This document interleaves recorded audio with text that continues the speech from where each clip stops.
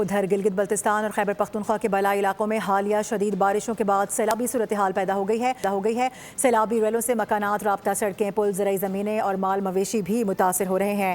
دریائے سندھ کی بات کی جائے تو یہاں پانی کی سطح بلند ہونے سے نشیبی علاقوں اور شارع قراقرم کو بھی خطرات لاحق ہیں۔ تفصیلات لیں گے شمس الرحمان، ہمیں جوائن کریں۔ شمس بتائے گا اوورآل کیا تفصیلات ہیں؟ جی بالکل، گلگت میں سیلاب کی صورتحال ہے اور خیبر پختونخوا کے بالائی علاقوں میں بھی مونسون بارشوں اور سیلاب کا الرٹ جاری کیا ہوا ہے۔ اس وقت میں اپر کوہستان کے مقام داسو میں دریائے انڈس کے کنارے پہ کھڑا ہوں۔ یہاں پہ دریا کے بہاؤ میں بڑا اضافہ ہوا ہے اور دریا کے کنارے بسنے والے لوگوں نے گزشتہ شب آلموسٹ پوری رات جگراتیں کی ہیں، اور اسی طرح گلگت بلتستان کے علاقے دیامر میں تھور کے مقام پہ سونیوال ہیٹی کا گاؤں بھی اس دریا کی وجہ سے متاثر ہوا ہے۔ دریا میں پانی کے بہاؤ کی وجہ سے دریا کا پانی گھروں کے اندر داخل ہوا۔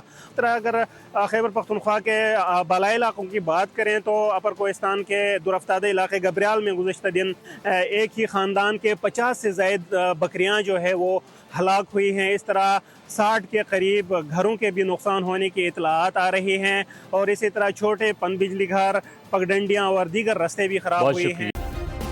سبسکرائب کریں اور بیل دبائیں تاکہ کوئی خبر رہ نہ جائے۔